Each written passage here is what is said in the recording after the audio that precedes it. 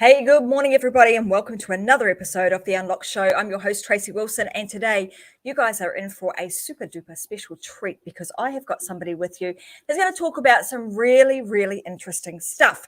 Most of you guys will probably think, oh my God, privacy policies, website law, legalities, all of that sort of fun stuff, yawn. But I'm going to tell you how important it is that we actually listen up today because I've got somebody who knows his stuff when it comes to protecting you, your business, and also your clients.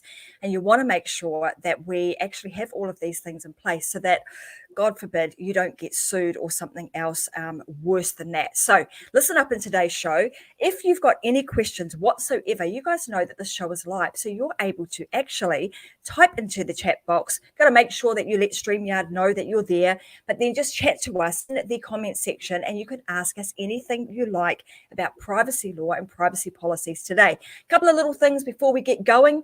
Given that this is a live show and we're talking about general information here, please don't take this as legal advice. You need to make sure that you get, the proper advice that you need that pertains to your business. But I think what you're going to find today is that when Hans gets to share all of the fun stuff that he's got with a company that he created called Termaggedon, you are going to be just as excited as I was when I saw it. So who the heck have I got with me today? Well, I have my good friend Hans Skillrud, who's the co-founder and vice president of a company called Termaggedon. You might think, gosh, what a funny little name for a very serious matter. And it is. I think it's a super cool name, and it is an extremely serious matter with the stuff that's going on around the world and making sure that we actually are compliant, because there's some serious, ramifications if we don't ensure that we have all the correct things on our websites and comply with all the required privacy policies. So without further ado, let me say good morning to Hans all the way from the United States. I'm pretty sure that's where he's calling in from today. If he's not, he's going to let us know where the heck he is, and he's going to tell us all about Termaggedon. And if you hang around to the end, we've got some pretty special stuff to give away for you guys so that you can get a discounted rate on a Termaggedon account. License. Yeah. So welcome. License. Yeah. Welcome to the show, Hans. Great to have you here. Thank you so much for having me here, Tracy. Thank you for that introduction. It's not every day where the host says, please note, this is not legal advice. So thank you for getting that disclaimer right out of the way. You're welcome. I've sort of come from that background, so I know how important that is. When you're talking about general advice, and it's not it's not specific to that particular user. So really important piece. And given that we're talking about legalities, it would be a little remiss of me to have mentioned that, given the subject matter that we're talking about today. So give us a little bit of a background on you and how you came. How did you come to create an organization or a service such as Termaggedon? How did that all come about? Yeah, so I was building websites for clients. I was running a 12-person web design agency in downtown Chicago, and I just so happened to be dating a privacy attorney at the time. She's now my wife, and she's the president of Termaggedon. So, excuse me. So, I was in a situation where clients would ask me all the time, hey, what should I do for my website policies? And I would say, I have no idea. I'm your web designer, not your lawyer. And then they would ask me to go and copy and paste something from someone else's website. Mm-hmm. And I always felt extremely uncomfortable with that. And I had to, marry a privacy attorney to figure this stuff out and make a change. And that's what we did. My frustrations came from clients trying to expect something of me that I didn't have to offer. My now wife is, she's a licensed attorney here in Illinois. She's the chair of the American Bar Association's E-Privacy Committee. She actually provides guidance to U.S. legislators on how to write privacy laws on behalf of the American Bar Association. She was tired of the monotony of writing privacy policy after privacy policy. She felt like she had to cobble together pieces from this privacy policy, pieces from that privacy policy. So she felt like there needed to be a more automated way to help people get their policies generated. We created Termaggedon before GDPR was even a thing. For those of you who don't know, GDPR is the privacy law that protects residents of the EU and the EEA. It kind of made headwinds. Everyone started talking about privacy laws after that one. But actually, there's many other privacy laws prior to that. The Australia Privacy Act of 1988 Calopa, DOPA, and Pipetta, many others.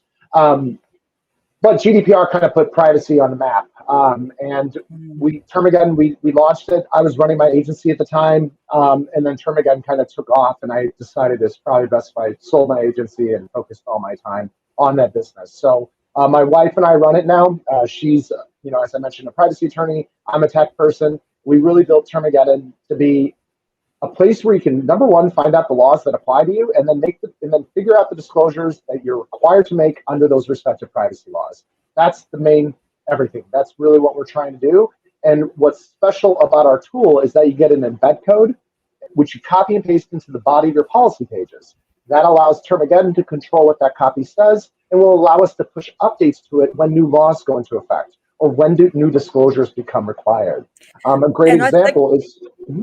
I think that's the thing that I actually really love about Termaggedon. Well, firstly, what a fantastic, I'm going to say marriage made in heaven, right? And an attorney plus, somebody who's in the know with actually doing the technical side of things, marrying those two together to create the platform that you've created.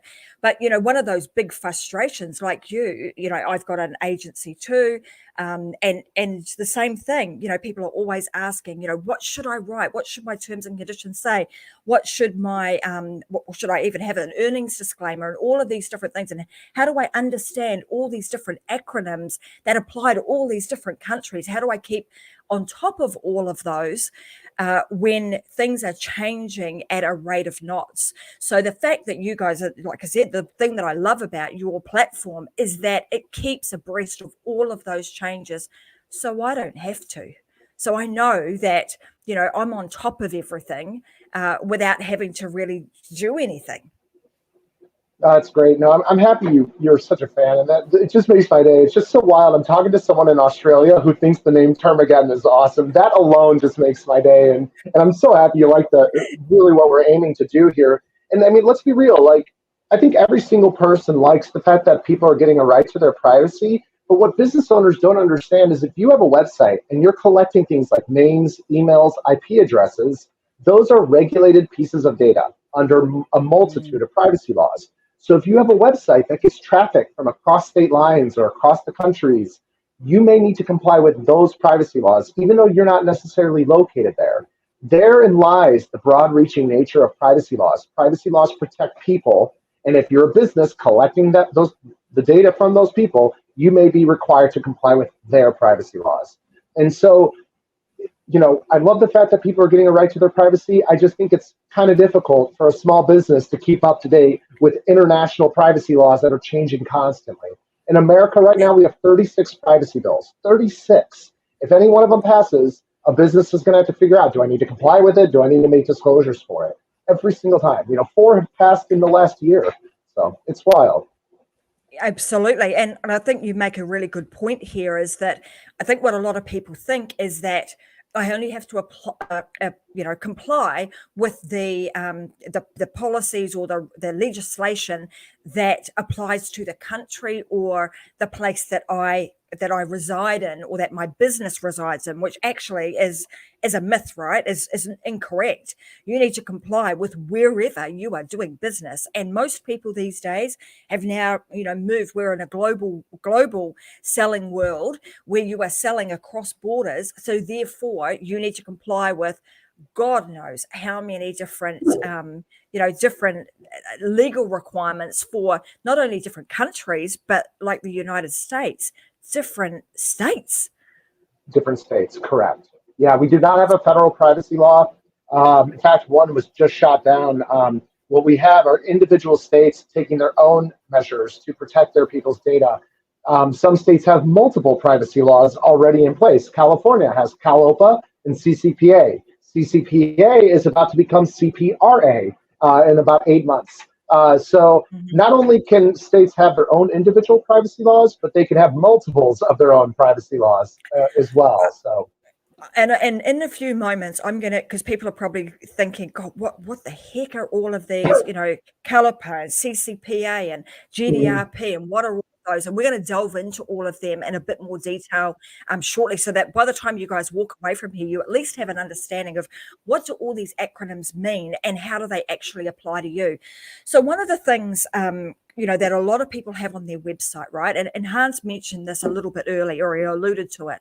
If you're collecting any kind of data, name, email address, phone number, address, IP address, anything like that. And in most cases, if you've got a website, you've got some form of opt-in or contact form, which means that you then need to comply with these requirements in this legislation.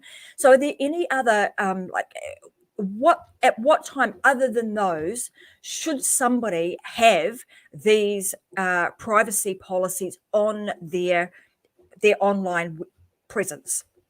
So yeah, privacy laws apply to a business the moment that business starts collecting regulated personal information.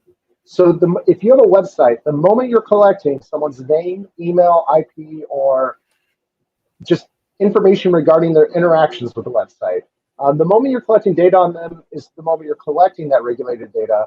It is a collection of data when privacy laws can start applying. Now, with that being said, there are some privacy laws that have business size restrictions.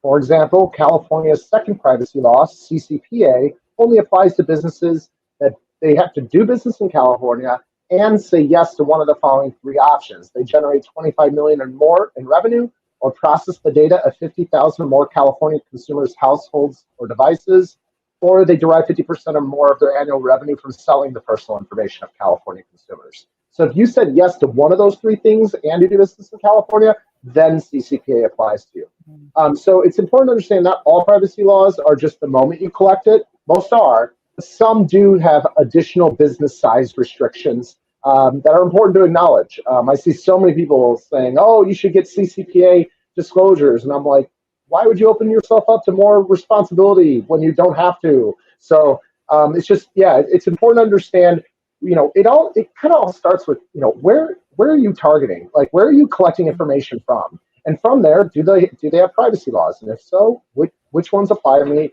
And what disclosures do I need to make to demonstrate to my users that I respect their privacy and I'm providing all the disclosures required under those applicable laws? So I like to give an example too, because I think most websites these days, most modern websites have a contact form. That's where you inquire, hopefully do some business. Great. A contact form is a wonderful example of not only collecting data, but typically sharing data as well. And I'll give you an example. Think about your own website. Does your website have a contact form? Assuming that's yes, when someone submits that inquiry and submits their information to you, does that email, or do you receive an email in your email inbox of that person's contact details? I would assume yes. That's how most contact forms are set up. Well, that's a great example of not only when you're collecting data, but actually when you're sharing it with third-party email service providers, whether it's G Suite or Outlook or any other third-party email marketing tool you're using. That's an excellent example of when you're sharing data with a third-party vendor, that being an email service provider. And I think that's such a good example of explaining how most businesses actually not only collect data, they actually share data. And that's very often a required disclosure as well in many privacy laws. And I'm really glad that you covered that, because I think that's one of those areas that most people wouldn't even think about. And they think about sharing. Okay, well, am I going to, knowingly share my information and give it to somebody else or sell that data? When this is actually not what we're saying. We're saying if that information just comes in through your G Suite or your Outlook or something like that, then that is shared with another third party. So it's really important, that we understand that. And I'm glad that you've covered that today. What are some of the ramifications if you do not comply? Let's go there, because then we can delve into, what all the meanings are and what can we actually do about it. No, I think it's an excellent question, because, we see in the news Facebook getting fined $8 trillion or whatever it is, for privacy law noncompliance. So all we hear in the news are the big boys get hit. And what we don't realize is that the news covers the news for these stories. So you don't hear about the 1% companies being fined or sued. And that stuff's also happening. So each privacy law is different. So it's a bit of a complicated question to answer. Each privacy law is different. with their own different penalties for non-compliance. So GDPR is 4% of revenue, or up to 20 million euros, or possibly even more for infringing on as little as one person's privacy rights. In California, it's $2,500 per violation, but under California, per violation means per website visitor whose rights you've infringed upon. So if over the course of a month, 50 people from California visit your website and you're being fined $2,500 per violation, that's $2,500 times 50. That would be your fine. Like, that's the type of stuff that will just knock businesses out. And I love the fact that people are getting a right to their privacy. I just think it's a bit difficult for a small business owner to keep up to date with all that stuff. I think it's just kind of wild. So, fine. Absolutely. The penalties differ everywhere. I was going to say, absolutely. I mean, one of our viewers here is saying, oh my God, it's like the alphabet soup of, privacy laws with all of the different acronyms and just trying to understand and keep abreast of all of that on top of everything else that you have to do as a business owner can just become completely overwhelming. And that, talking about the ramifications of not complying with this could absolutely take the wind out of an entire, just close a business down. If you're talking, that number of fines times the number of people that you've done wrongly rights to, you've infringed on. That's some serious stuff. It is, and I think as time goes on, it's going to become more serious, not less serious. I think people are waking up to the fact that they deserve rights to their privacy and that it's worth fighting for. So, right now we see a lot of fines and stuff, but in America, in New York, for example, New York has four privacy bills, three of which, if passed, will enable any New Yorker to sue any business anywhere for collecting as little as their email address on a contact form without proper New York privacy law disclosures. So, the gravity of that situation is very real. Basically, people could scan websites and look for noncompliance and submit lawsuits. And I'm sorry, I don't mean to be that's my tech side of me coming out, where I've seen spam like that, and I fear spam paired with privacy rights and then backing that up, saying, well, I have these rights and I'm suing you, or just give me $1,000 and I'll go away. I'm not excited about that as a business owner. I know I'm with Termaggedon and we're watching all this stuff and everything, but as someone who's passionate about small businesses, has been a small business owner several times in his career, it's frightening. It's frightening that that's going to happen. I think it's actually going to be very detrimental to small businesses. Especially when a lot of small businesses are doing it for, maybe very innocently, but as they say, ignorance is no excuse, right? And hence we have conversations like we're having today. So Let's delve a little bit more into we've dropped a few acronyms for a few different things. So let's start with Caliper. Can you explain what that is, what the acronym for it is, and I suppose why is that kind of important? And we're talking, so website wise, before we go there, let's talk about some of the policies that we actually should have on, say, just a basic website. What are the policies that we should be having? Yeah. Okay. So let's start off with a privacy policy. A privacy policy helps you make disclosures required by the privacy laws that apply to you. So privacy policy, high level, what you're basically saying is, hey, this is the information we collect. These are the third parties we share it with. We mentioned email service providers, maybe also email marketing vendors like MailChimp or ActiveCampaign, maybe data analytics providers. Here's all the people we share data with. This is why we share it with them. This is the purpose for why we collect it in the first place. And that's the high level purpose of a privacy policy, to make the disclosures required under laws that apply to you. And typically those disclosures are all about discuss what you collect, with whom you share it with, and why. So privacy policy is to comply with privacy laws. You then have a terms of service, otherwise known as the terms and conditions, otherwise known as terms of use, T&C, terms. These are all typically interchangeable words, and they're all about setting the rules to using a website. So if you have an e-commerce website, you need rules like, this is our refund policy, this is our cancellation policy, this is what shipping looks like, this is what deposits look like, advanced payments. These were our subscription terms. Everything that goes into making sure that you can give your customer an educated experience so they understand what they're getting themselves into before they click buy on your website. So terms of service, terms, they are all about setting the rules to using the website, and they're really aimed at also helping you limit your liability as a business owner. The reason why I like terms for virtually any website is because the terms of service can have a disclosure that says something like, hey, we offer links to third-party websites. We're not responsible for those third-party websites. So if you click on that link, that site's hacked and you get hacked, you can't come back and sue us. I mean, most websites these days offer links to third-party sites, social media links at the very least. So why not have a disclosure in there that helps protect you? So I like terms of service to help limit your liability, set the rules to using the website. Another good example, if people can leave comments, maybe on your blogs or something like that, and you want to prohibit content that is considered profanity or abusive, whatever it is, you can have that right and reserve that right and state that in your terms clearly, so that if you do delete someone for writing something nasty, you can back that up with your terms.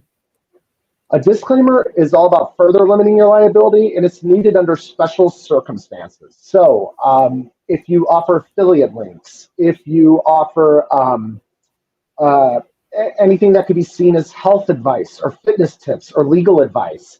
So if you have a website where you're blogging and you're saying, hey, you should eat 10 pineapples a day, only eat 10 pineapples a day every day for the rest of your life, and you'll lose all the weight you've ever imagined. Like, yeah, you're going to want a disclaimer in there, like saying, hey, speak to your physician before you listen to any of this.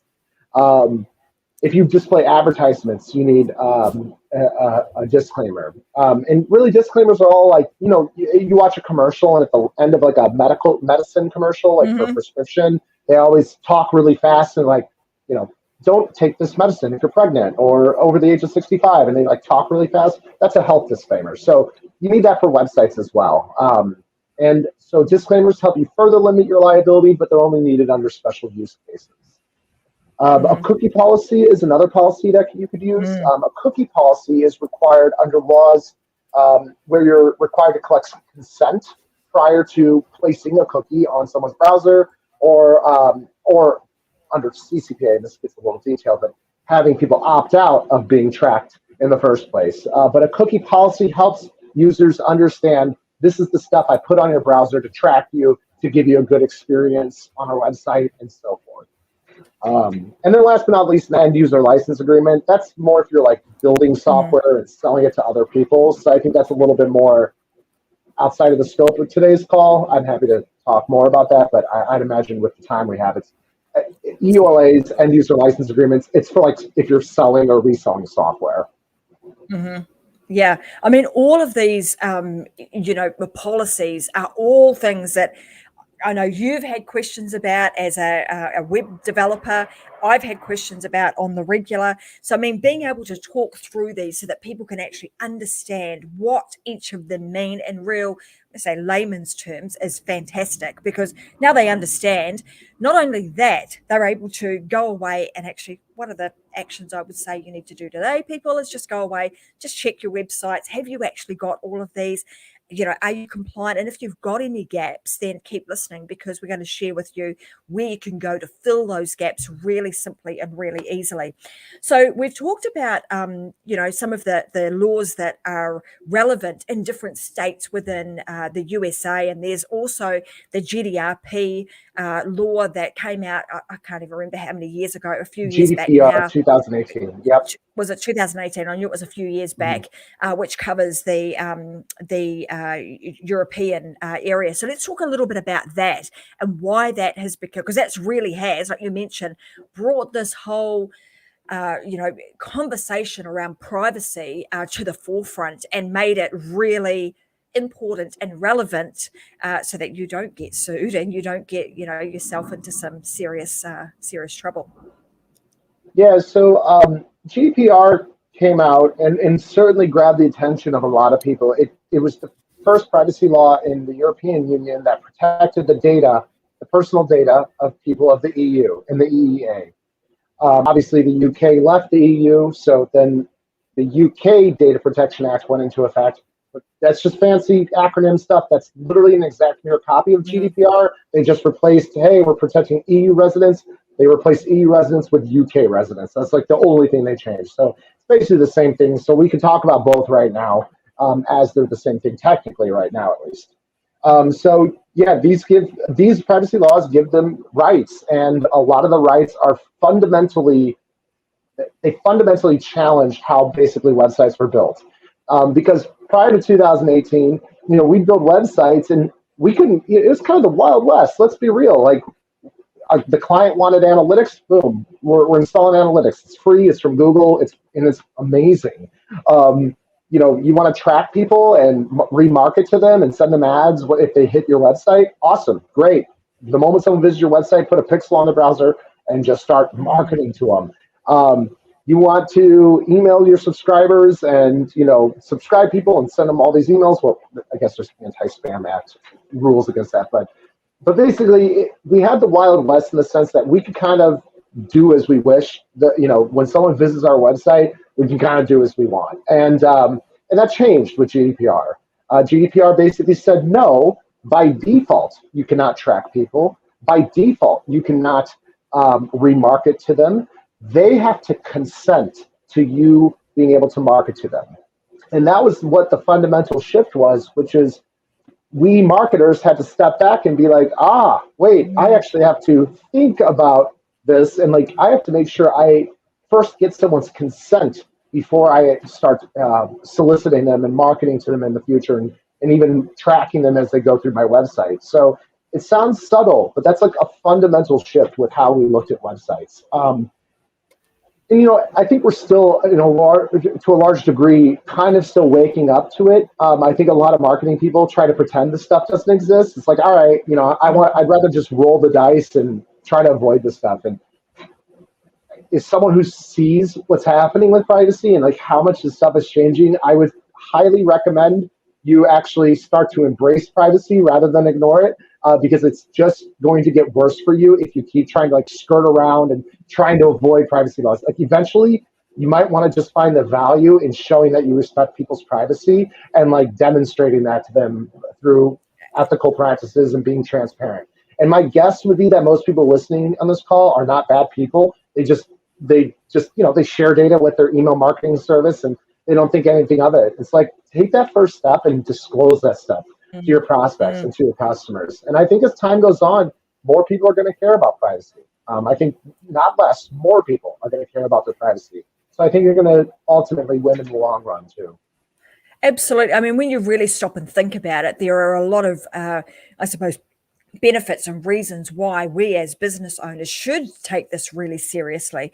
One, to avoid those massive fines and potential lawsuits, but also as you're talking through, the different terms of service, terms of use, those kind of rules that we can put around things to limit our liability. So there's a real benefit in doing that. Keeping control of what's going on our website, protecting our intellectual property, which is one that I want to sort of talk a little bit more about. And then also, like you say, demonstrating to our visitors that we're actually taking this seriously. So, but on the flip side of that, being able to legitimize the visitors that are coming to your website by, showing, enabling people to opt in or opt out of, various different cookies, policies, etc. And then knowing that, hey, if somebody opts in, they're generally a pretty legitimate visitor. Exactly. I think about that example where it's would you rather have 10,000 email subscribers where none of them actually ever wanted to be subscribed to your email? It kind of got shady how they subscribed in the first place. Or would you rather have 100 people that opted in and chose to be subscribed to your channel? I picked 100 every single time because those people genuinely took the time to say, yeah, I'm interested in you. I do want to receive alerts from you. I want to be updated by you. And I think that really just shows the importance of the numbers don't really matter if you if the numbers are not going to matter if the people don't care. If they don't care about your business, it doesn't matter how many of them you have. You could have 1 billion of them. They don't care. They don't care. You might as well work with the people that care. And I think privacy is going to be one of those things where it's actually it's going to be people demonstrating to you that they want to be tracked by it, or they want you to know how they work with your website and stuff. And I think that's really down the road, but that is the future. That is how we're going to see this, especially if more people get privacy rights. So now that we've sort of talked through, what's going on, the myriad of different, policies that we need to comply with, and I think we've pretty well established that it can be rather challenging to try and keep on top of all of them, particularly if you're a small business owner. Let's talk about Termaggedon and, the application that you have that actually makes this a heck of a lot simpler and I'm going to say gives the owner, the website owner, peace of mind that they know that they are covered, that they are compliant. So let's talk a little bit about Termaggedon. How does it actually work, and what do people do to get started? Yeah, well, thank you for giving me the opportunity to kind of give a little bit of a sales pitch here. Appreciate that, and most small businesses don't have thousands of dollars sitting around to hire a privacy attorney, not only to draft their website policies, but to monitor privacy laws and keep their policies up to date when the laws change. And if you have the budget to do that, awesome, go that route. Like, nothing's going to beat hiring an attorney to monitor everything for you and take care of that. The fact is, though, most small business owners do not have 10, 15 grand a year laying around for such a luxury. And that's why a lot of people come to Termaggedon. So Termaggedon is a website policies generator. Our service is $99 a year. And what it means is that you can generate a set of policies for your website to help you comply with laws, to help you limit your liability, and then move on. And the reason why I say move on is because after you generate your policies with Termaggedon, you embed our code into your website. And that is what allows us to control your policy pages. And then we monitor privacy laws, we notify you of changes. We even have the ability to push updates automatically to your policy pages with new disclosures as they become required. So at the time of recording this, over the next 18 months, we're going to see 4 updates already scheduled out. We have 3 in America and 1 in Quebec, Canada. Those are 4 new disclosures that are going to be required for people targeting people in the US, targeting people in Canada. That's the benefit I think Termaggedon provides, is that we're going to monitor this stuff. We're going to notify you of changes. We even have the ability to push automatic updates. And that's not to say that we're actually very pro-attorney. We have lots of attorneys that actually use our platform. You can share your Termaggedon license with your attorney so they can go in and customize the policies however they wish. It's just even attorneys like the fact that, like, okay, there's someone that's monitoring the stuff and keeping everyone up to date of those changes. So our tool helps you figure out the laws that apply to you, helps you make the disclosures required exactly under those privacy laws. And then we'll notify you when there's changes. We can automatically update your policies. If we have any new questions to ask you, we'll email them to you, and you'll just click a link and answer the new questions. Go on your merry way. Start focusing on running your business, Yeah, it's a pretty simple, simple application to use. I'm just going to pop on the screen right now for you guys. If you want to head on over to Termaggedon and you'd like to get, you'd like to set yourself up, today you can actually get a 10% discount if you use the code Wilson, WILSON. So go to www.termaggedon.com. And like I said, use the code word Wilson, which is going to give you 10% off your first account. So that'll get you guys started. And for $99 a year, it's not a lot of money to make sure that you're protected, especially when we've just spoken about, some of the fines that are coming out. I mean, that's nothing in comparison to what could happen if you're not compliant. So then you're able to take that code and pop it onto your website and be kept up to date. Sorry, go ahead, Hans. That's exactly it. And I think that's why people come to us, is because they really like the fact that it's the auto updating component of our tool, like constantly monitoring privacy laws, keeping up to date with what's changing, how everything's changed. The last privacy law I can recall is Utah's privacy law, which just passed. And we announced it, and then 3 days later, we sent out the compliance guide. So, we staying on top of it. I just like to say I married the one person who finds this stuff really interesting. You married the right person for this. Absolutely. And one thing I do want to note, that promo code Wilson will give you 10% off your order, your first payment. For the record, though, that is an affiliate code, and Tracy did not even bring it up. I brought it up to her 4 minutes prior to this call starting. I was like, hey, can I give your customers a discount? I was like, I'm going to hook you up with some commission. So for the record, you had no intention to even do, we just kind of came up last minute. So, but happy to offer he it. said, so. do you want one of these? And I was like, heck yeah, why not? Yeah, Give it to our people. If I can get our people a discount, then I'm all for that. And I'm grateful that you get a little bit of commission on the other side. So I feel like anyone willing to put in 40 minutes to talk about website or learn about website policies, they deserve a discount. Thank you. Well, anyone that's listening too. I mean, it's because it's such an important thing, and given that I've been, in the industry for some time, I know I've had, attorneys write privacy policies for me in the past. They have not been cheap, and you get them written once, the law changes. It's on me or on you as the user to actually go back and have them updated. Whereas this, when I came across it, I'm like, oh, happy days. Let's get I've had people that come to us that are international organizations that were quoted $50,000 to $100,000 that got their policies generated in about an hour and a half. They needed very complex disclosures, but they got it done in an hour and a half. I've even had their attorneys say that they had no edits to what was generated. So I would like to think we are the most comprehensive generator in the world for sure. And that's an honor. I'm happy to be able to provide that at an affordable price. Because $50,000 for a privacy policy just won't cut it for many small business owners. So. I've got a couple of other questions, because I think this is a really important one. And I know that in the early days when I was corresponding with you, and given that I'm based in Australia, I was like, well, hey, do any of your policies actually cover Australia as well? And at the time they didn't, but they do now. So let's just, for everybody wonder if that covers, my country. What countries are currently covered at the moment? Great. So we cover all U.S. businesses, all Canadian businesses, UK, Ireland, and Australia. So if you did not hear your name in our country just yet, sorry. When we started, we didn't think we'd be blowing up as much as we have, but we're taking an active role in launching into more countries.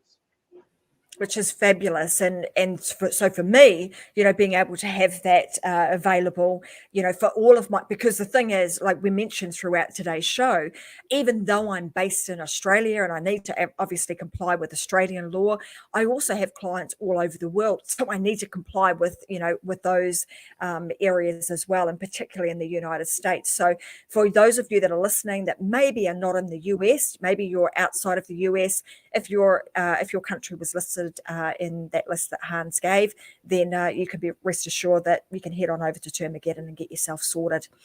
And it's pretty simple, right? It's just a matter of jumping into the system, setting up your account, answering a few questions. It gives you the terms of all the policies that you require. You grab the embed code, go back to your website or give it to your web developer, and they'll pop it on your website, and that will make sure that you're compliant.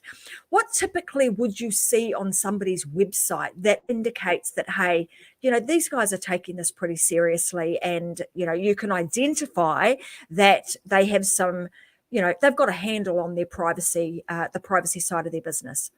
I love that question. I've never been given that question before, and I have an answer for you. So it's the cookie consent banner. That is almost always a dead giveaway if they know what they're doing or not. And the reason why I say that is, well, for one, so many people always say, well, I don't know if I need a cookie consent banner or not. For anyone who is wondering, Termaggedon, our questionnaire will help you determine that. We'll spit out, do you need one or do you not need one? And we'll explain why when you go through the questionnaire. But for those that do need it, there is a proper way to display a cookie consent banner, and then there's a very absolutely non-compliant way of doing it. So if you go to a website and you see a cookie banner that says, this website uses cookies, and all you have is an OK button, that is not compliant with any privacy law. And that's because you have to get their consent first prior to putting cookies on their website. So the moment you see a website that's like all there is an OK button, you have to accept the fact that there's cookies and that they're tracking you. That's absolutely not compliant. And I would say that's a dead giveaway for anyone wanting to I'm sure you can impress all your friends at the next barbecue about, hey, did you know cookie banners should look like this versus that? So with cookie banners, you need to have you cannot do what's called dark patterns, which is like trying to sneakily convince the customer to accept all cookies. You need to very transparently give them opt-in, opt-out options. So that would be a good giveaway. I mean, and a place to go would be actually to Termaggedon's website and have a look at their cookie banner. I mean, it's got, opt-ins for, all sorts of things, marketing. There was a number of different things that people could opt in or out of on your guys' website. What are some of the common ones that, you should really have displayed in your cookies banner? Well, that really depends on just how your website's created. So it depends on what cookies your website uses. But our tool will scan your website, produce the results of the cookies being used on the website. But the most common ones we see is Google Analytics for one. Google Analytics is on almost every website. It's wonderful. It gives you insights into how people use your website. That is an example of sharing data with website analytics providers. So when taking that one into account, people in Europe, for example, should not be tracked by Google Analytics. Actually, they can't be. Google Analytics just became illegal under GDPR, so that's a whole separate story. But keeping it on track here, Google Analytics, they have to consent first with the cookie banner, and only then can the tool implement the Google Analytics cookie onto their browser, which allows you to get insights into how they work on your website. So that's how a proper cookie banner should work. It's kind of a tool that turns on and off cookies based on what the user's preferences are, because the user has the right, not the business. The business can't force the consumer to do it in one way or the other. So, and that's been people have been getting dinged for that one real bad. So it's important to take that into account. Now, one of our viewers is asking, could we explain the GB policy, which I think she's referring to the GDRP. So in that case, is it for GDRP in particular, is it there a absolute requirement that you have some form of cookies disclaimer on your site? Like what specifically? Okay, what specifically do we need to do to comply with that? Yeah, I love that question, because a lot of people think cookie banners required by law. No, not exactly. Collecting consent and offering users the ability to change their consent settings is what is required. Most people do that through a cookie banner under GDPR. So, but that being said, what we're entering into is a discussion of what's called privacy by design, and designing websites to have privacy be the default. I'll give you a good example. This isn't even really designing, but there's a company called Fathom, usefathom.com, and they're a privacy-focused alternative to Google Analytics. It's a fantastic way to have a cookieless analytics tool installed on your website. Most people, I don't think, are huge fans of cookie consent banners. I've come to love them, but I can understand why many people don't like them.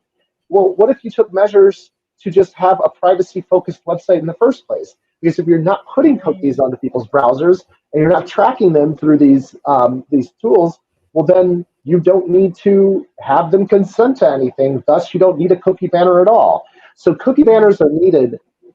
Cookie banners are a way to comply with the fact that you have to collect consent prior to tracking people. But if you're not tracking them, then you don't need it. So where that would become really relevant would be if you had a business and you wanted to track people so that you could do some form of, marketing or retargeting or something like that. Then that's a different kettle of fish, right? You've got, we require that then because you need to you've dropped some form of cookie to be able to track and be able to retarget them. But if you have no intention of ever doing that, if you're a company that just doesn't go down the path of doing any kind of, after visit marketing, then you could use a non-cookie required tracking system. Absolutely, yes. And that does kind of split us off into two roads, because there's definitely the people that need to track people and need to optimize their website constantly and need to advertise to people. And then there's the group of people who are like, no, like I don't need to go to that length. I just need a website that I can be seen and people can come to me and inquire. So that's definitely a fork in the road. The marketing group, yeah, you're probably going to want to collect consent the moment someone hits that site, because your job is to be about efficiency and ROI and to make a return on your investment. So yeah, you're probably going to just have to use the cookie consent solution. There's other ways to do it, but that's really the most popular one. If you're just a basic website, if you have just basic website, it's informational. Yes, it's a lead generator, but you're not planning to do remarketing and targeting people and sending them ads and stuff. Maybe you should find privacy-focused alternatives. Yeah, it's no longer free because you're not, well, it's never actually free if you're helping other companies sell people's data.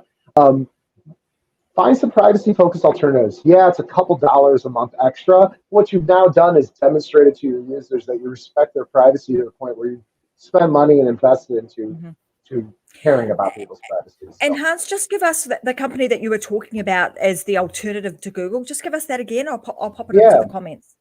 Use Fathom.com. Fathom is Fathom. And I can put it into the chat here.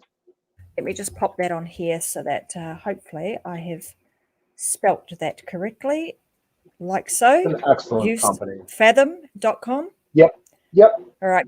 There you go, guys. USEFATHOM.com. You can head on over there and check them out too. But just a little reminder, if you'd like to sort yourself out with Termaggedon and a license with them, then head on over, set yourself up and use the code Wilson to give yourself that 10% discount.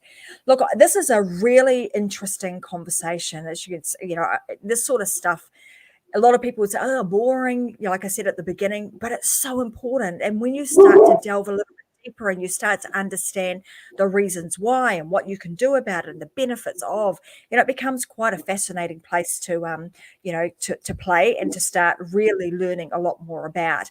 Not only from a point of view of being able to protect yourself, but you then having the knowledge to be able to share that with other people and ensure that they're covered. So if you're a web design agency or even just a one-man band that builds websites for people, this is a fantastic platform for you to be able to use and promote for anybody that you are building a website for, because it does make your job and and obviously their life a little bit simpler when you're able to rely on Termaggedon to keep track and keep you up to date with all the relevant policies.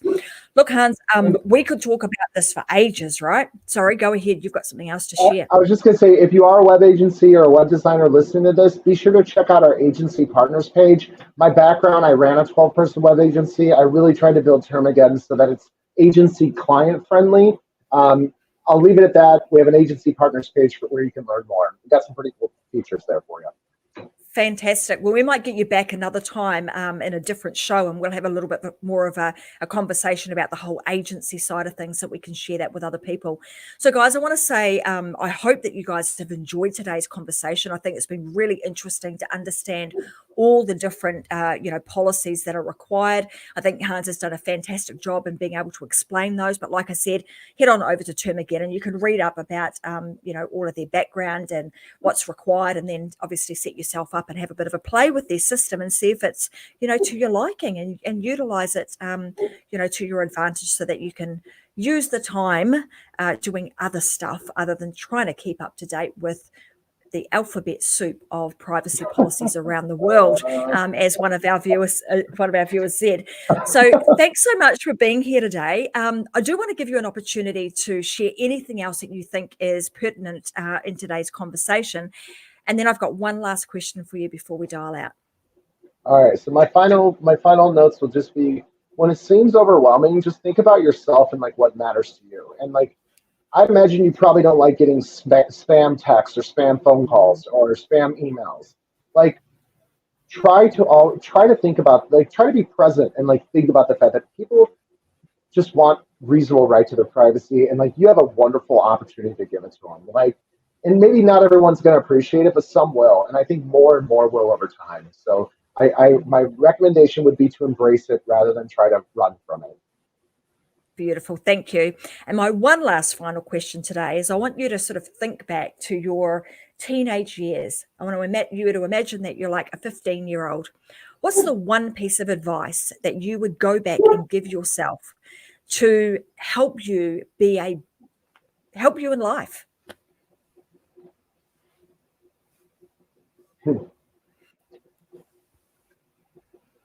I would tell myself that there's something special about finding a moment in time and just living in that moment. And that life doesn't have to constantly be about where's the next party I go to or how much fun can I possibly have in one night or evening. There's a lot of beauty in just in the present moment, and not to overthink the future and the past too much. Oh, I love that. Beautiful. All right. Well, thank you so much for being an amazing guest. Like I said, we may have you back at some other date on the Unlock Show, or on, I'll get you to chat with some of my agency owners, and we can talk more about the whole agency side of things and how we can make their life a little bit easier.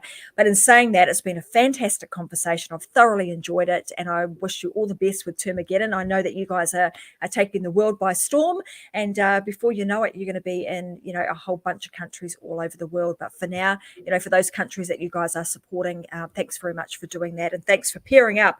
I always say, life often can either be made or broken by the partner that you have, and you obviously picked a really good one for the match that you've got. So congratulations to both of you for building the successful business that you've got today, because it's no easy feat. Thank you so much. Thank you so much, Trace. It was so nice speaking with you. I really appreciate you giving us the time today here. You're most welcome. And hey, guys, you guys know that we're live on the Unlock Show every Wednesday and Friday at 10 a.m. Brisbane time. So on Fridays is Action Friday. So that will be the day that I share something with you. You'll be able to go away and actually implement. I have a real focus of having implementable and actionable things that we talk about on the show. Just like we have today, the action for you today is to go over to Termaggedon to check out their website, check out the privacy policy and the cookies policies and what have you on their site, because that'll give you a good insight into what you should have. And then you can check out their program. And like I mentioned, use Termaggedon and use the code Wilson, WILSON, to get your 10% off. But for now, you guys know that I always end the show with just go and live your life unlocked, because there is just no other way. You guys know that. So have a fantastic rest of the week, and I'll see you guys again on Friday. Thanks for joining, and bye for now.